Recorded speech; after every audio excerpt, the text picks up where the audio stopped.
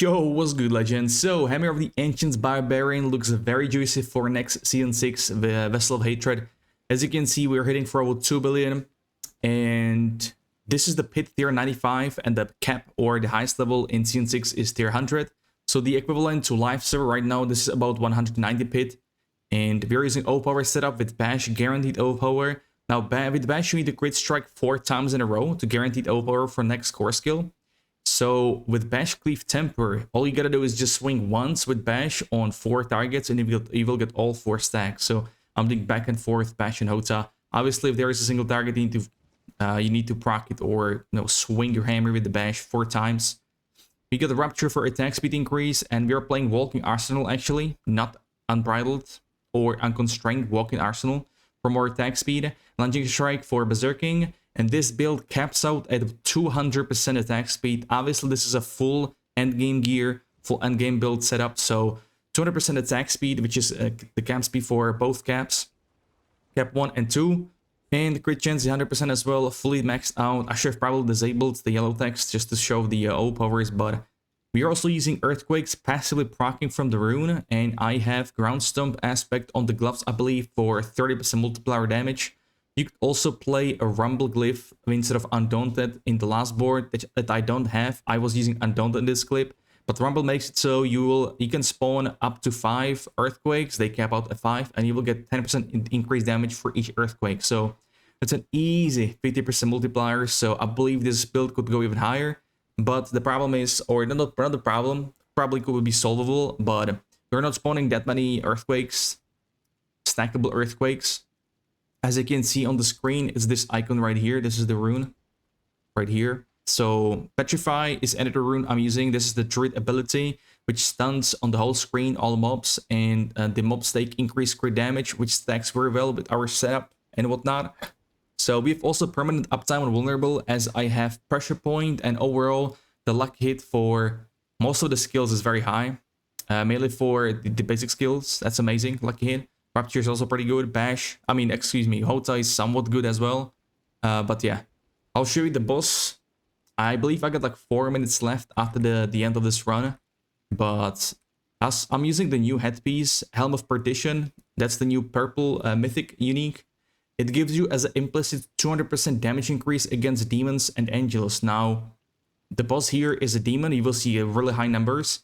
And it might be bugged. I believe that damage should be additive and not multiplicative. In here, it is multiplicative, so you will deal more damage. But even with additive, you could see the short on my channel I will publish 2 days or yesterday that I dealt 1 billion damage on the training dummy, and training dummy is not demon or angel, so that was pretty sick.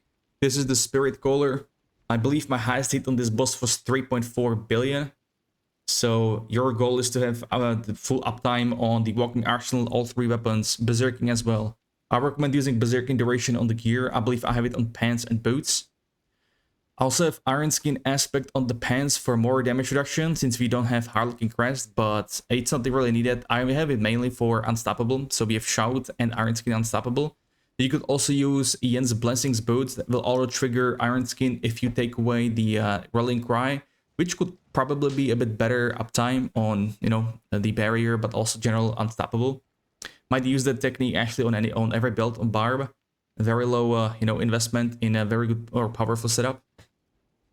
So this is a single target. I have to swing 4 times with Bash to guaranteed O power. They increased the buff bar by another row, but even with that, with so many buffs going around, I still have hard times tracking 4 stacks with Bash, because sometimes it gets overrated with something else. I believe the big hit is coming soon. There we go, 3.356 billion. But even with this crazy number, it's still pretty behind on all the classes. It's behind Sorg, Rogue. I believe Rogue is crazy because of the bugged Victimize. It deals unintended damage. Thorn's Barbarian is also unintended and bugged on PTR. It does 10 times faster damage than it should, so hard to test that. And there we go, 4 minutes left, plus 2 tiers unlocked. So wasn't too shabby, right? But let me show the build on the let's talk about some of the things over here. So first things first, we got the gear overview. Helm of Perdition, +2 to core skills. It gives you a 60% damage multiplier. and even more so in the group. So this will be insane. I believe this will be toned down. It gives you crit chance, a lucky hit, a movement speed, amazing stats. I love this set piece. Derail's Might at the classic. This is the damage reduction and resistances. Without Derail's Might, it's very hard to hit resistances, like very hard. So I believe you need at least one unique with all resistance. Now I'm actually glad those uniques have it, like Ares Bearing or Yen's Blessing. If you don't run Derail's Might, I was trying to make a build with a stealth new chess piece. I might get back to it because stealth Barbarian with proccing auto earthquakes, that sounds way too good, right?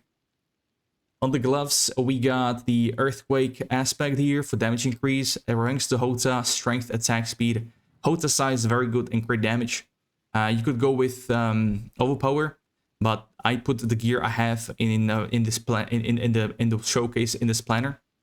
On the pants, we go with Iron Skin aspect, also cooldown reduction, berserk duration. Dodge chance can be rolled whatever you want, but there is not many to choose from. Exploiter on the boots for easy multiplier. Strength, max life, movement speed. We are not using Warcry. Honestly, we could probably use Warcry instead of Rallying Cry to go even harder. But you would need to...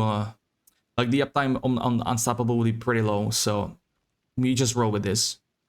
On the two-hander, we got a Ancestral Force. This is the Hammer of the Ancients aspect. Deals double damage on bosses, so it's 50% on two-hander, and deals double on bosses, 100% damage increase. You can see we've also new temper. They added new tempers. That's why all these builds are viable. Chance for HotA to deal double damage, right? Amazing stuff. You max it out on, or you just need to have it on two-handers. That's why I don't run Grandfather. And yeah.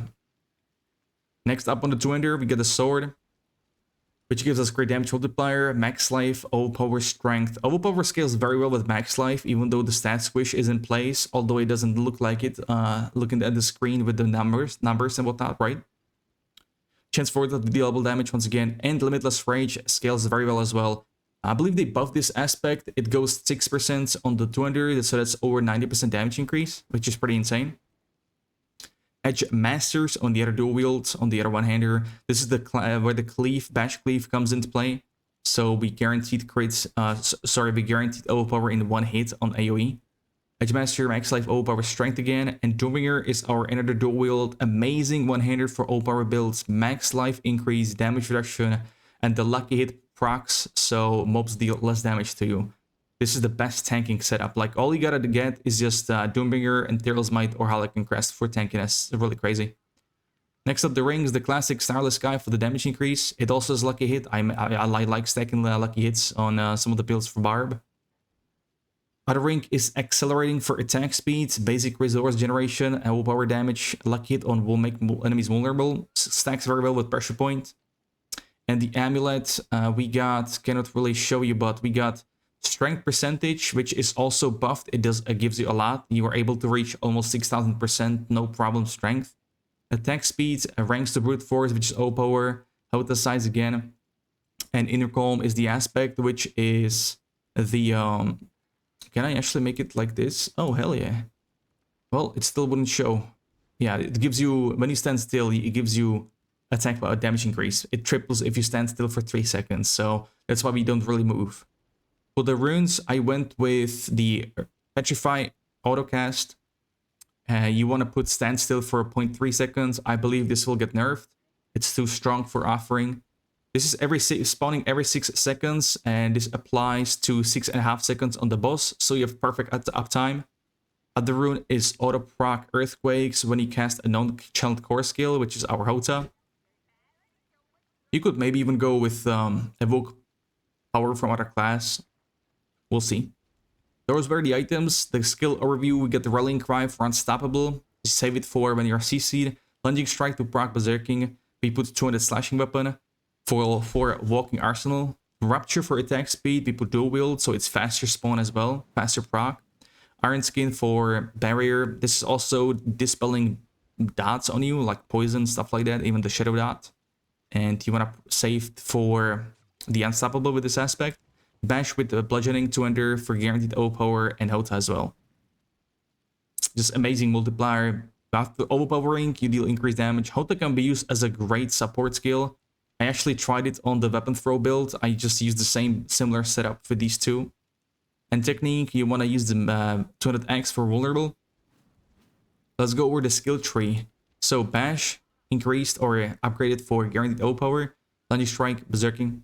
We got the Hammer of the Ancients fully upgraded. Overpower, Easy Multi. Warpath, another multiplier, Easy Clap. Pressure Point for vulnerable applying. Some damage reductions and HP increase. Rolling Cry, the classic for Unstoppable and Generation, kind of. Iron Skin maxed out for more barrier and heal for Tyrell's Might to proc. Great passive as well, Belligerence, that's the new one, where it's extra 9% multiplier. Not bad. Damage reduction from Berserking. And this is on your strike, Pit Fighter, Slang Strikes, extra damage, attack speed, Rupture. We got counter offensive for damage while fortified, and also we got defensive stance. I don't know where else to put the last 2 points. I put them in DR, why not? We got heavy-handed, we got Vallop, we got Brute Force, and we got Concussion. So we gotta get all three. This build is amazing with that. And the Walking Arsenal. I'm surprised this build does so much damage with Walking Arsenal. Big fan. Next up, Paragon board. So the first one we got is, I believe this is Wrath. Let me just... Oh, it's Crusher. We put Crusher in the first board for extra damage. Also multiplier for overpower. Great stuff.